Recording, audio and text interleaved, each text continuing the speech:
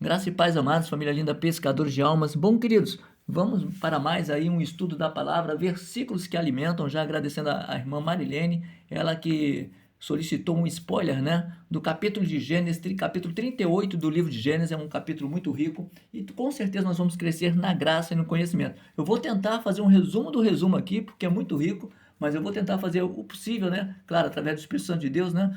Para que nós possamos entender, fazendo um resumo dessa história linda, maravilhosa, que nós vamos crescer muito, tá bom? Minha esposa vai falar com vocês. Graça e paz, irmãos. Glórias a Deus. Então vamos lá dar o início, vamos lá. Gênesis capítulo 38.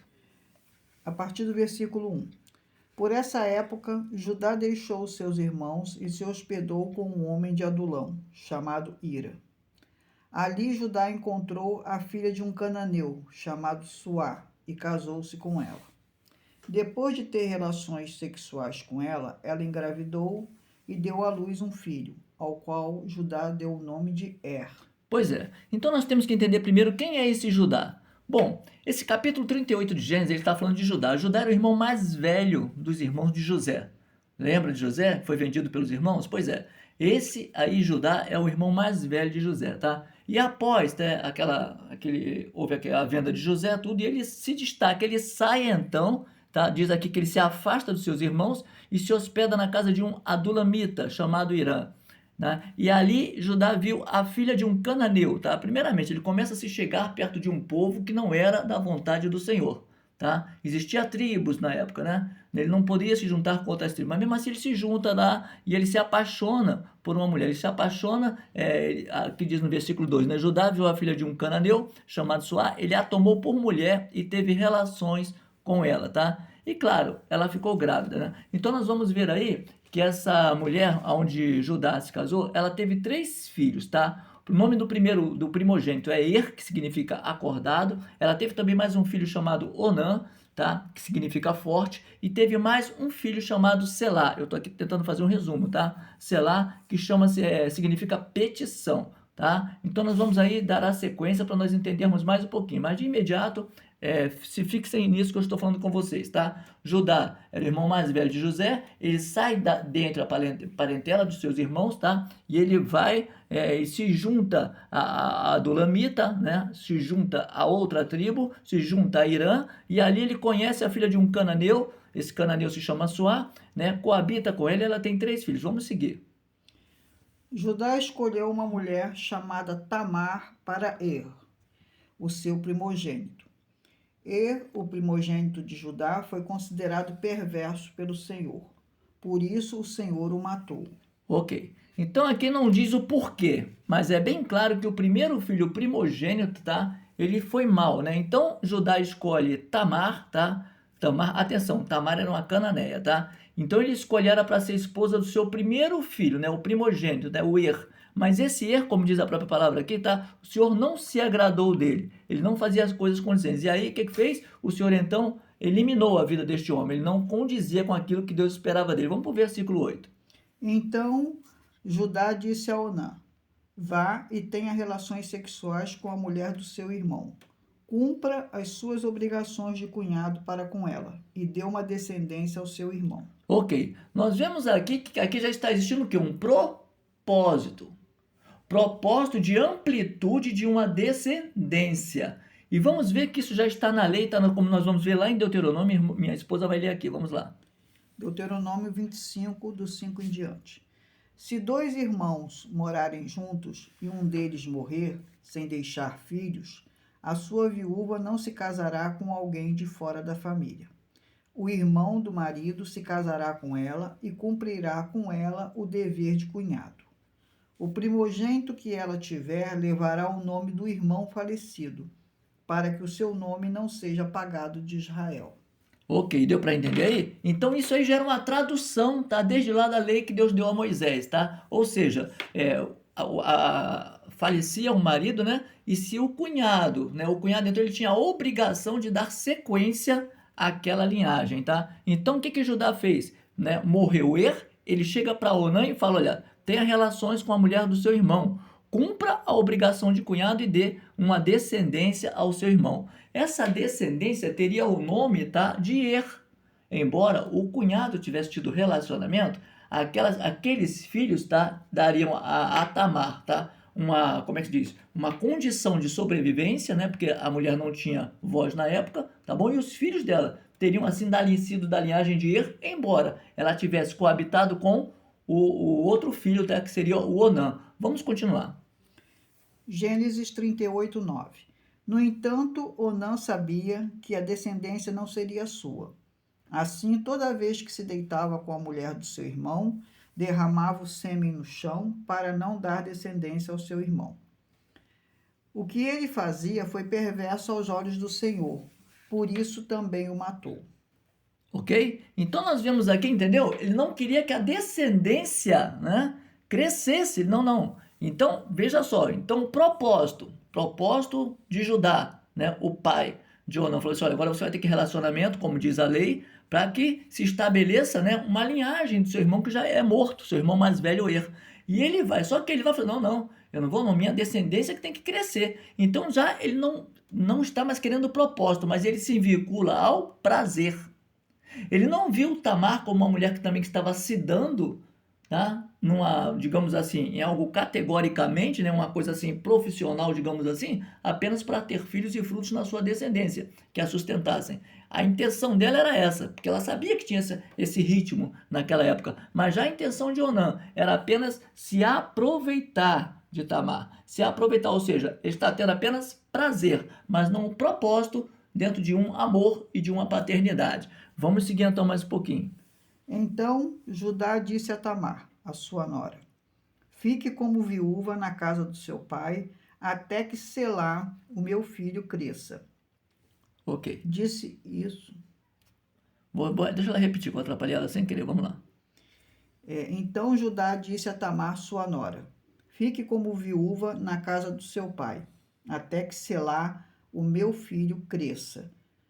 Disse isso porque temia que ele viesse a morrer como seus irmãos.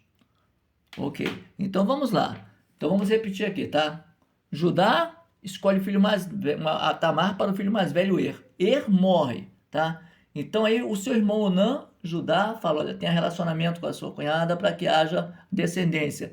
Ele começa então a jogar o sêmen fora, tá? Eu acho que dá claramente para entender, né? Na hora lá do orgasmo, ele não permitia que fosse jogado dentro, né, o espermatozoide dentro de Tamar. Ele lançava fora para evitar relacionamento. E no versículo diz também que isso, porém, que ele fazia era mal aos olhos do Senhor. E por isso fez com que também ele morresse. Ou seja, ele morreu ou não morreu. Ou seja, só sobrou quem? O filho mais novo, que é Selá. Mas ele era novo ainda. Então Judá diz a Tamar: olha, faz o seguinte, tá? Continue viúva na casa de seu pai até que, sei lá, meu filho cresça, tá? Na verdade, ele estava com medo do filho dele também morrer, tá? Já era um rapaz novo, ele falou: pô, já perdi dois, eu vou perder mais um. Mas ele já estava sendo mentiroso com ele mesmo, porque ela ainda não era viúva por completo, ou seja, enquanto existissem irmãos, ela não poderia ser considerada plenamente uma viúva. Por quê? O irmão, como eu já falei, ia continuando tendo relacionamento até que viesse mais frutos daquele relacionamento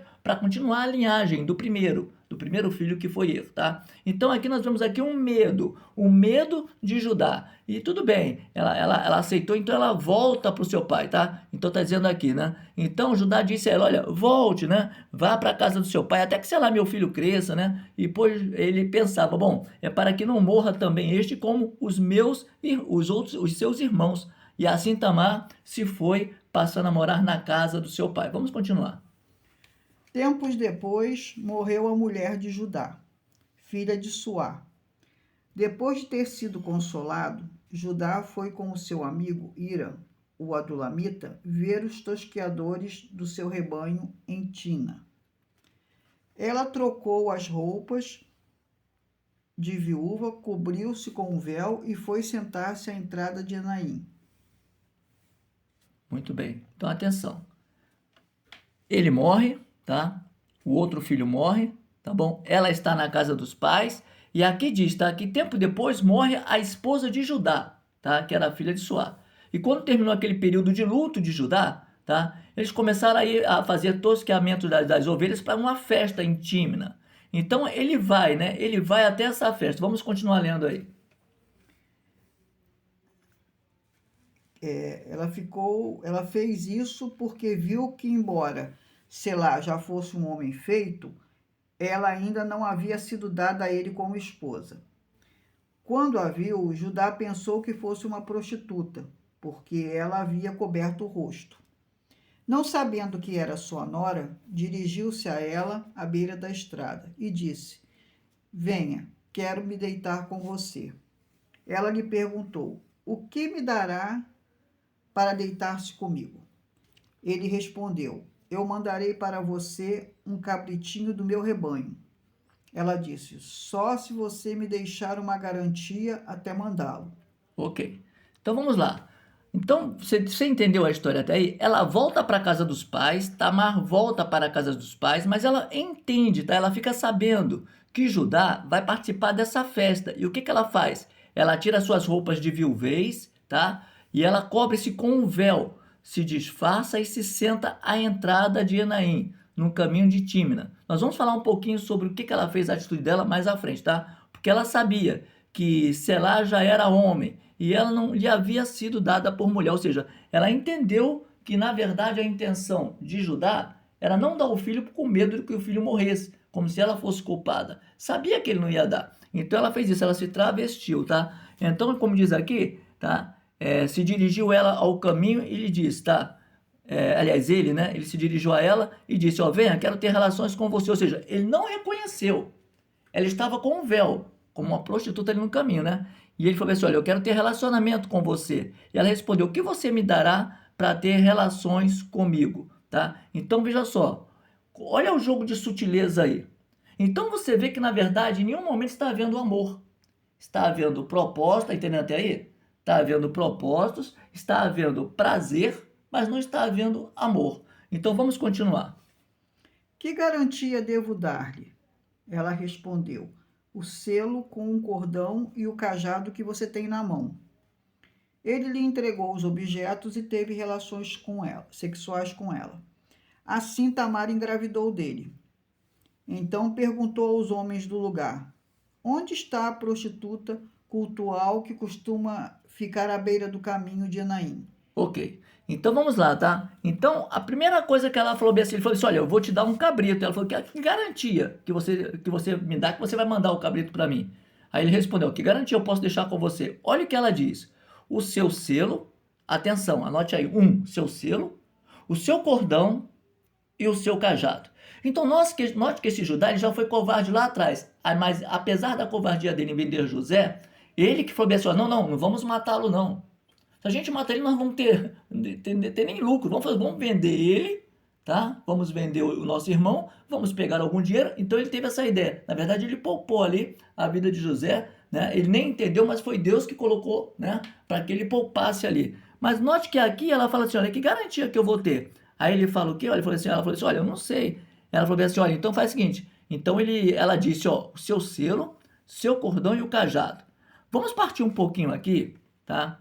Para o lado espiritual. Quantos objetos ela pediu? 3. 3. Quantos? 3. 3. Ela pediu o selo, o cordão e o cajado. E quando a gente passa para o espiritual, tem gente fazendo a mesma coisa com a sutileza do inimigo, que está perdendo a sua essência, perdendo a essência. Perdendo a essência. Porque esses 3 vinculam aí a trindade. Quando nós perdemos o selo, o cajado e o cordão, estamos perdendo a essência de uma vida espiritual, por um simples prazer que o mundo tem a dar. Tá dando para entender? Então o mundo muitas vezes oferece propostas e nós falamos, poxa, mas como é que eu vou conseguir aquilo? E o inimigo fala, o que é que você tem a dar? O que é que você também pode me oferecer? Ele não fez assim com Jesus? Se você me adorar, eu também posso te dar. Há uma troca. E nessa troca, se você entra, quem perde é você. O inimigo ganha. Mas veja só, ele deu algo que seria a prioridade para que todos vissem que ele era um líder. Ele perdeu, ali ele perde sua liderança. Ali ele deu o selo, com aquele selo ele fazia regras, normas. Ele deu o cajado. O cajado significa o pastoreio, a função máxima de um líder. Ele deu o cordão, símbolo de ata, símbolo, tá? Eu estou falando aqui numa forma espiritual, de aliança com Deus. Então ele deu o selo, ele deu o cordão, ele deu o cajado, ele deu tudo isso. Então existe aí o quê? Uma perca de identidade. Vamos agora andar mais um pouquinho. Eles responderam: aqui não há nenhuma prostituta cultual. Cerca de 3 meses mais tarde, disseram a Judá: Tamar, a sua nora, prostituiu-se e assim então ficou grávida. Ok, só um minutinho. Vamos voltar aí quando ele fala no versículo 21. Ok, veja só o versículo 21. Vamos voltar ao versículo 21 aí. Por favor, filha, leia de novo lá em cima, o versículo 21. Então perguntou aos homens do lugar: onde está a prostituta cultual que costuma ficar à beira do caminho de Naim? Eles responderam: não há nenhuma prostituta cultual. Ok, eu quero me ater um pouquinho nessa passagem aí, tá? Olha só, Judá cumpre com a palavra dele, manda levar o carneirinho e pegar as coisas dele de volta. Diga, mas ele já tinha perdido. Mas ele já tinha Ele perdido. tinha perdido a essência. Ele tinha perdido a essência. Agora, vamos lá. Aquela mulher era uma prostituta. Olha aquela minha esposa aí. Você entendeu? Cultual. Ela não falou cultural. E qual a diferença de cultual para cultural? Bom, cultural é uma cultura, né? É a cultura. Né? Mas o que é cultual? Ela se origina, essa palavra, tá? Quando você vê lá na hermenêutica do texto, em cultus pagão. Por isso que essas mulheres, elas se cobriam com o rosto, veja só. Ela sabia quem era Judá. Judá não sabia quem era ela, tá? E veja só, a primeira coisa básica que nós temos que entender aí, né, no sentido espiritual, pessoas estão se dando. O inimigo sabe onde você está. O inimigo sabe onde está seu erro, mas ele não se mostra como ele é. Ou seja, ela sabia quem era Judá, mas Judá nem pensou que fosse Tamar.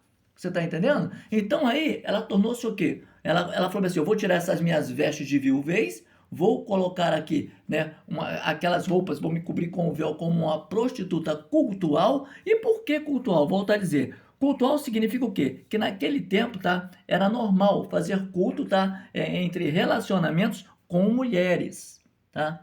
Com mulheres, ou seja, os homens entendiam naquela época que era um culto cultual, tá? Que estava cultuando a quem? A deusa Afrodite, tá? A deusa Será.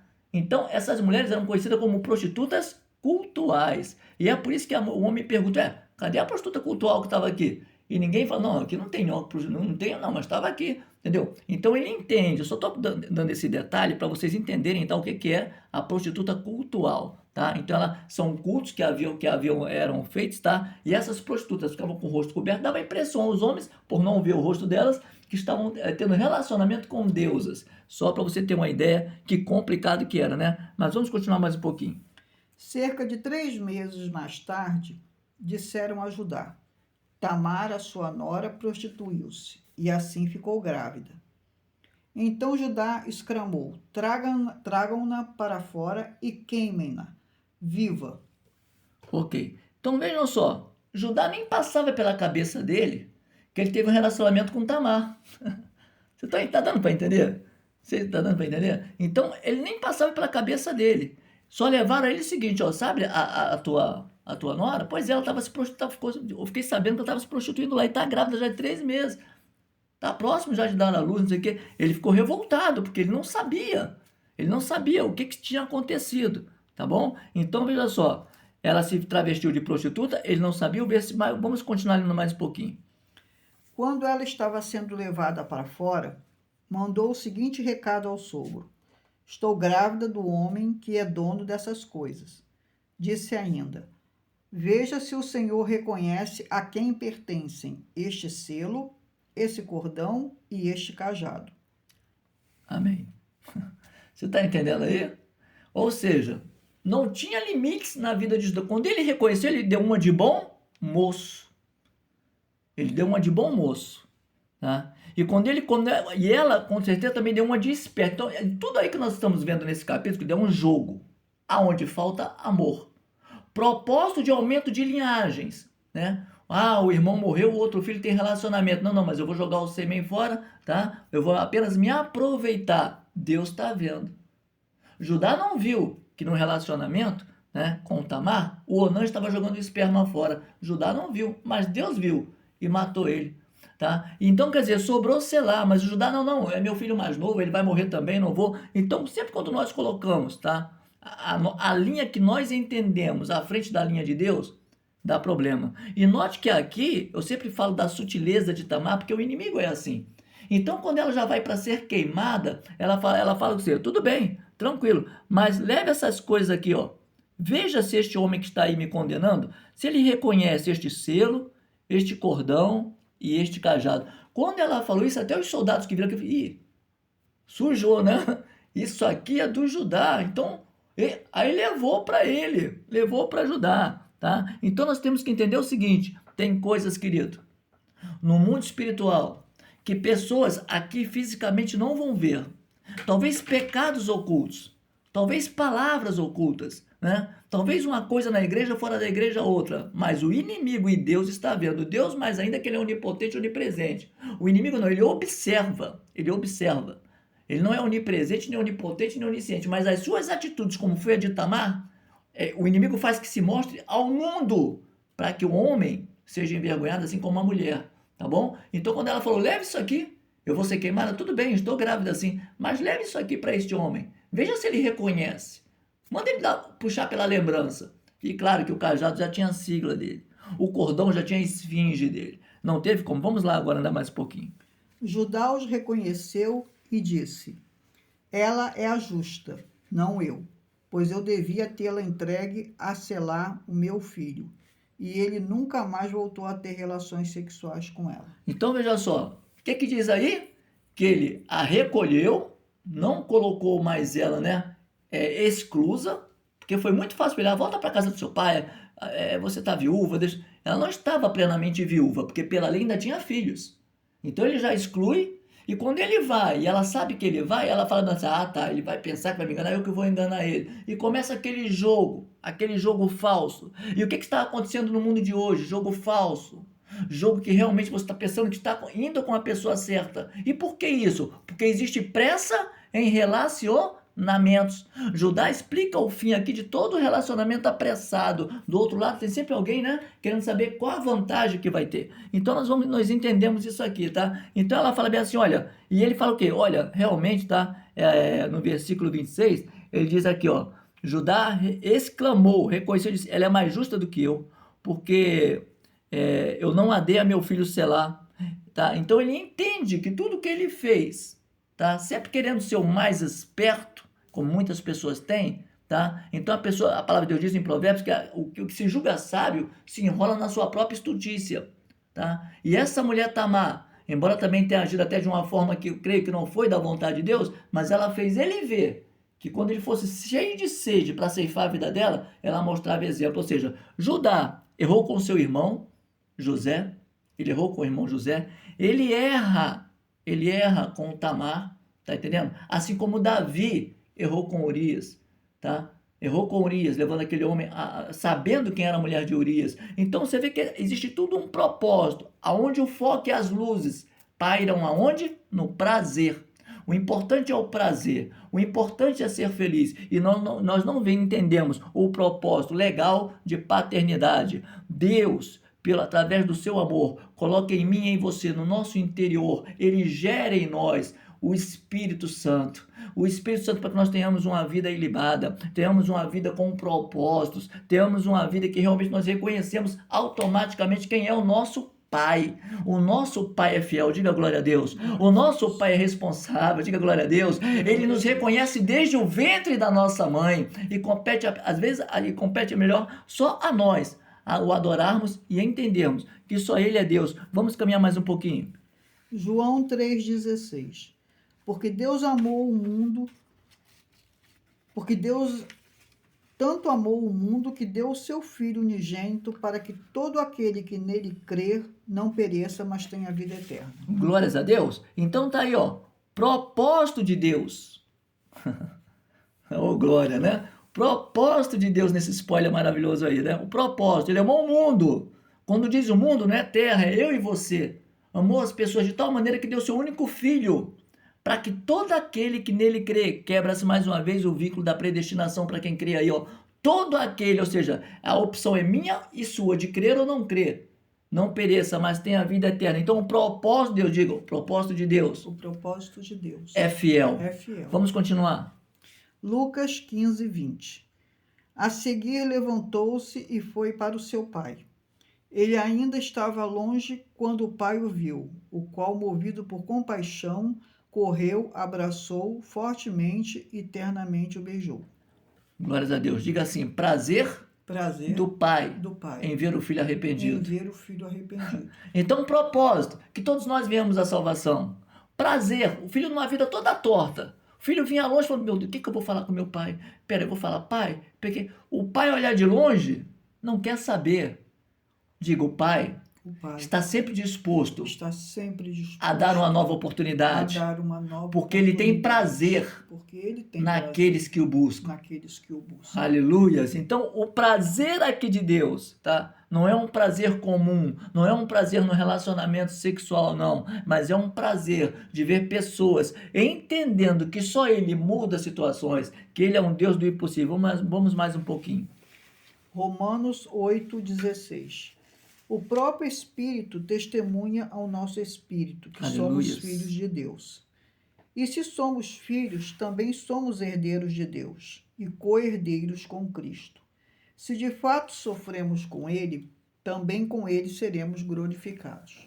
Diga assim, eu sou filho, Eu sou filho. não sou Não bastardo, sou bastardo. não foi qualquer um que me gerou, Não foi qualquer um que foi me gerou. Deus, Foi Deus. não foi o meu pai terreno, Não foi o meu pai não terreno. foi minha mãe Não terrena, foi minha mãe foi terrena. propósito de Deus, Foi propósito que diante de tantos Deus, espermatozoides, que diante de tantos Ele me escolheu. espermatozoides, Ele me escolheu desde o ventre. o ventre. Aleluias, glórias a Deus. Fica com esta palavra, querido. O nosso Deus, este sim, é um pai maravilhoso, um pai que nos chama a atenção quando necessário, porque ele nos ama. Um pai que muitas das vezes na nossa malcriação, ele fala, vem aqui como ele foi para Caim. Poxa, se você mudar, não vai ser diferente o seu futuro. Eis que o inimigo bate à sua porta, arrependa-se. É um pai que chama para uma conversa. É um pai que tem propósito, e o propósito dele é para que nós, não é aqui nessa terra, o propósito dele não é piscina, não é passeios, não são restaurantes. O propósito dele é uma eternidade com ele na glória, porque tudo aqui passa. A gente vê, infelizmente, a morte desse Silvio Santos, como vai ser de outros aí, de outras pessoas renomadas ou não, mas vai chegar uma vida regalada aqui, ela vai ficar, e a alma, nós estamos muitas das vezes, a maioria pelo menos, pouco se lixando para onde vai. Aqui morreu, acabou, descansou. Não existe descanso para aqueles que não creem em Jesus. E também o prazer e o amor de Deus. O amor dele fez com que ele visse o filho dele levar sobre si a minha e a sua culpa, porque ele nos amou desde a fundação do mundo. Espero que você tenha entendido esse spoiler. Qualquer dúvida, tá? Eu tentei fazer um resumo do resumo, mas qualquer dúvida, retornem para mim. Esse daí é mais, é um tema maravilhoso dos versículos que alimentam. Mais uma vez, parabéns à nossa irmã Marilene, tá? Eu espero ter entendido aí, porque, aliás, ter me feito entender, eu tive que fazer um spoiler, como eu já disse. Gênesis 38 é muito rico. Tinha mais coisas para que eu pudesse falar, mas eu tentei trocar em miúdos para que você entendesse, tá? Que Judá vem lá de um erro com José, e quando ele pensa que ele continua estando certo, ele começa a se esclarecer, ele começa assim, poxa vida, eu sou injusto. E sabe o que Deus fez com o próprio Judá lá na frente? Quem sabe? Quando ele se apresenta num tempo de seca, quando ele se apresenta dentro do irmão sem reconhecer que é José, José reuniu Judá, todos os seus irmãos, tira as suas vestes, tira a peruca dele, tira aquela maquiagem dele e fala, ei, não tenham medo, eu sou José, a quem vocês venderam. Foi propósito de Deus que eu estivesse aqui, porque hoje eu vou mudar o cativeiro de vocês, hoje vocês vão reconhecer verdadeiramente. E diz a história que todo aquele palácio ouviu um grande choro, porque houve perdão. Propósito de Deus e amor é sempre vinculado ao perdão. Que Deus abençoe a todos, que nós possamos entender que Deus sempre está disposto a ouvir aqueles que verdadeiramente também têm sede e fome de mudança, e principalmente entendendo que Ele sim é o nosso verdadeiro Pai, nosso Senhor e Salvador Jesus Cristo. Que Deus abençoe a todos, graça e paz.